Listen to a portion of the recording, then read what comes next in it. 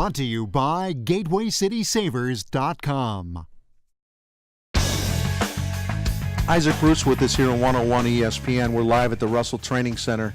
Today was the formal announcement of Isaac Bruce's retirement. He retired as a Ram, and the Rams are going to retire his number 80, on October the 31st against the Carolina Panthers. What does that mean to you? The fact that usually they wait until a player goes into the Hall of Fame before they do that, and I think we'll get you in the Hall of Fame, but they're putting you up there before you get into the Hall of Fame, which is quite an honor.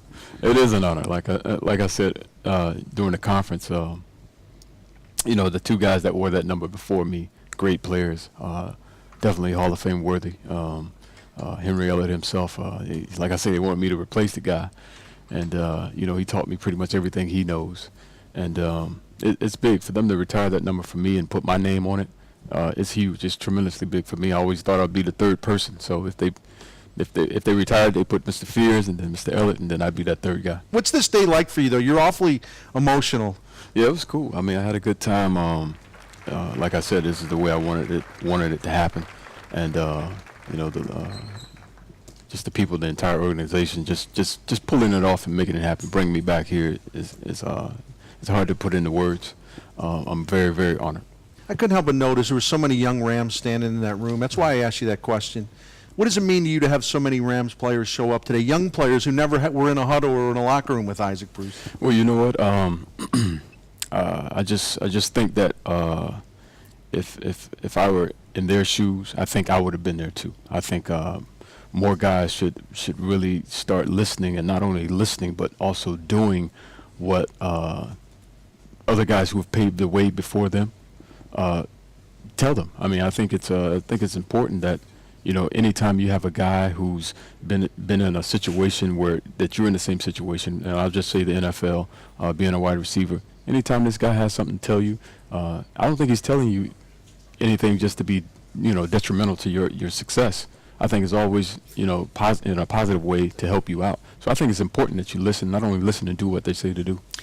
I want to go back to your first year with the Rams, 1995, and there's a story that I believe needs to be retold, and Isaac Bruce is with us here, 101 ESPN. You had 119 catches that year. You were on the verge of breaking an NFL record, single season, most catches in league history. Charlie Hennigan held the record. I forget who you guys were playing that final game, but basically you were out of the game. The coaching staff came up to you and said, "Look, get back in there, and we'll." Again, Isaac, I forget. I forget how many catches you needed. You only needed a few. Get back in there, and we'll feed you the ball. We'll get you this record. And you basically said, "What? No." I think I was probably 2 catches short of all-time record, but it was a very, very long season for me. I think that it was very draining for me. A lot had been accomplished.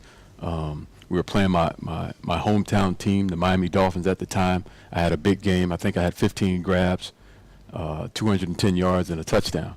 And it was the game was pretty much out of reach at the time. I think Dan Marino had a great game.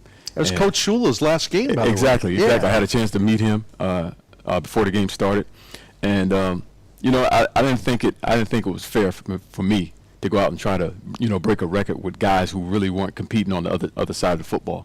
And I think they knew they were heading into the playoffs. I think they played Seattle the following week. Yep. And I don't think it was fair for me to break the record in that fashion. So with a guy, pretty much on skates and, backing up and not really competing against me. So I didn't think it was fair for me or fair for the record itself. Well, you've had an extraordinary life and an extraordinary career, and you've got a long way to go, obviously, in your life. And I can't say anything except but thank you. It was a privilege to cover you and to watch you do the things you did on the field. And it was a privilege to also just to be able to admire you for the kind of man that you are, and I mean that sincerely. Thank you. I don't think I've ever respected anyone that I've covered and written about more than Isaac Bruce, and people know it because I say it all the time, and you know it too. So, Isaac, congratulations, and thanks for all your time today. It was a wonderful day. It's good to see you back here in St. Louis. Thank you very much.